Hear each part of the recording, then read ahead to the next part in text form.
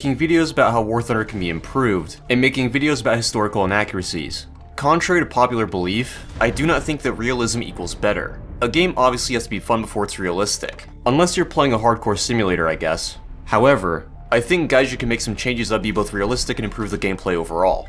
It's just that usually, they're too minor to have their own video, so I'm combining them into one. Without further ado, let's get into it. First up, if you play the Striker, Merkavas, Type 89, or other vehicles with frontally mounted engines and thermals, this is likely a common annoyance for you. Hot exhaust from the engine blocks your thermal sight, making you effectively blind along a decent portion of your frontal arc. This seems somewhat plausible, right? FLIR picks up thermal radiation, so hot stuff will obviously interfere. There is a slight problem with that though. Air is a terrible thermal conductor. Speaking realistically, your engine will have a bright glow to it, but there won't be a giant column of hot smoke that telegraphs your position, and it won't mess with the thermal sight either. I've been able to confirm this with tankers. By Gaijin's own logic, it doesn't really make sense. ESS can be seen through perfectly, but exhaust can't? Removing exhaust from thermals make these vehicles less frustrating to play, with the added bonus of making berm drills a viable tactic. Moving on, Gaijin surprisingly gets a lot wrong with ammunition. You'd think they would have it down pat by this point. First, APHE. Everyone knows how incredibly effective it is in-game.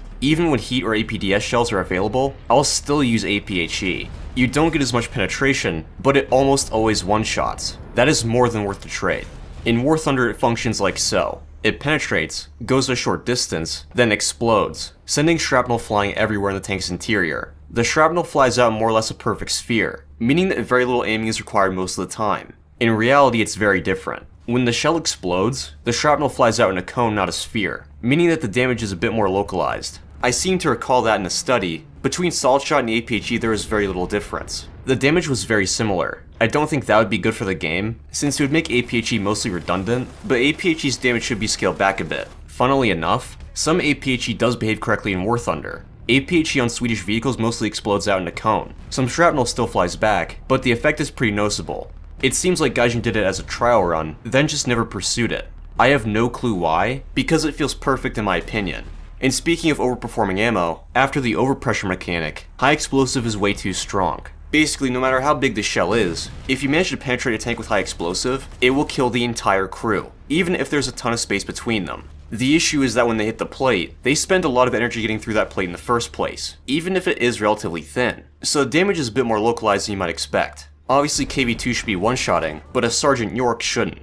On the opposite side of the spectrum, there's APCR, which doesn't do nearly enough damage. In War Thunder, it does practically no spall damage whatsoever, so barely anyone bothers taking it. If you can't penetrate a tank frontally, you're better off disabling and flanking. In the real world, it did as much damage as regular AP. Damage is more a function of mass and velocity, but in game, each shell type has its own damage preset. APCR used to do more damage, and it also didn't have horrible slope modifiers. The problem was the APCR was too meta, but instead of taking a more cautious route, like limiting how much you could take, Gaijin gave it the classic double nerf, wrecking both the damage and angled performance. Next up, there's fuel explosions. These have become extremely deadly recently. Most fuel tanks behave like ammo racks, at least on Russian tanks. Fuel explosions are a serious hazard for vehicles, but the vast majority of the time, they're not going to instantly destroy it. Fuel explosions are a rapid conflagration, better known as a fireball, not very similar to a grenade or bomb. If Gaijin did maul them accurately, the crew would receive a fair amount of burn damage. They would also have to fight the fire quickly, otherwise the fire would overtake the vehicle. And finally, traction.